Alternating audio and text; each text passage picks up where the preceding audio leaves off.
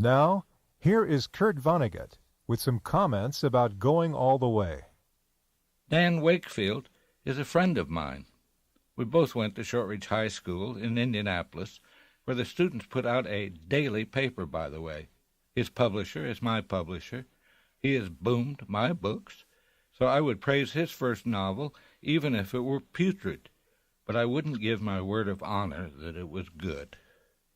Word of honor, Mr. Wakefield has been a careful and deep author of nonfiction for years.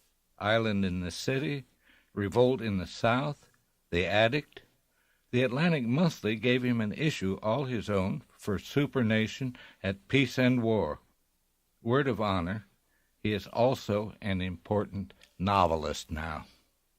Going All the Way is about what hell it is to be oversexed in Indianapolis, and why so many oversexed people run away from there.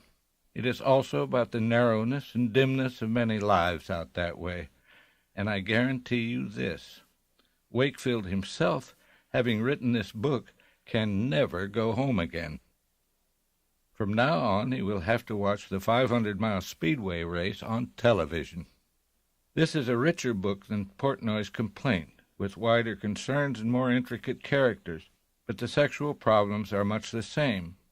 Wakefield shows us two horny young Hoosiers, and it is easy to imagine their meeting Alexander Portnoy in a Howard Johnson's, midway between Indianapolis and New York. If they were candid with one another, they would admit that they were rotten lovers, and they might suppose mournfully that rotten lovers were not welcome by women anywhere. Going All the Way is a period piece, incidentally, set in ancient times, at the close of the Korean War, and every book is a period piece now, since years or even weeks in America no longer resemble each other at all. This book is full of belly laughs, but I am suspicious of belly laughs as entirely happy experiences. The only way to get a belly laugh, I've found, is to undermine a surface joke with more unhappiness than most mortals can bear. After a series of low-comedy sexual failures, for instance, one of Wakefield's heroes cuts his wrists lightly with a razor blade, and I quote, "so that rivulets of blood began to flow together, forming a thick little puddle." This isn't funny, and the scene becomes less funny as it goes on. He started smearing the blood over his face and over the front of his torn shirt, like an Indian painting himself to prepare for a ceremony, a battle, a blessing, a death. Well, so much for sexual comedy. Nobody dies in the book, but a lot of people would like to, or at least wouldn't mind. Wakefield's reportage of life in Middle America, as one might expect, is gruesomely accurate and enchanting.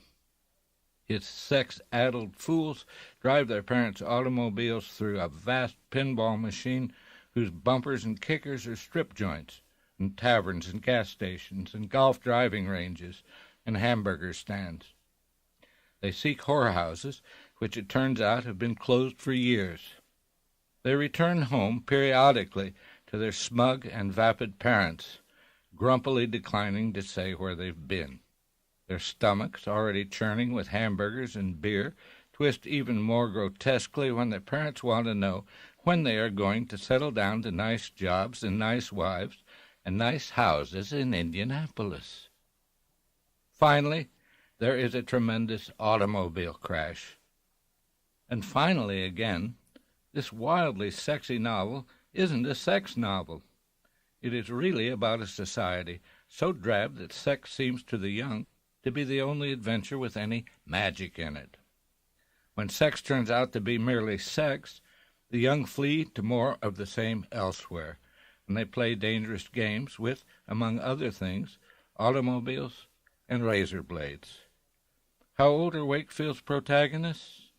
About the same age Ernest Hemingway was when he returned to Middle America as a quiet, wounded, authentic hero of World War I.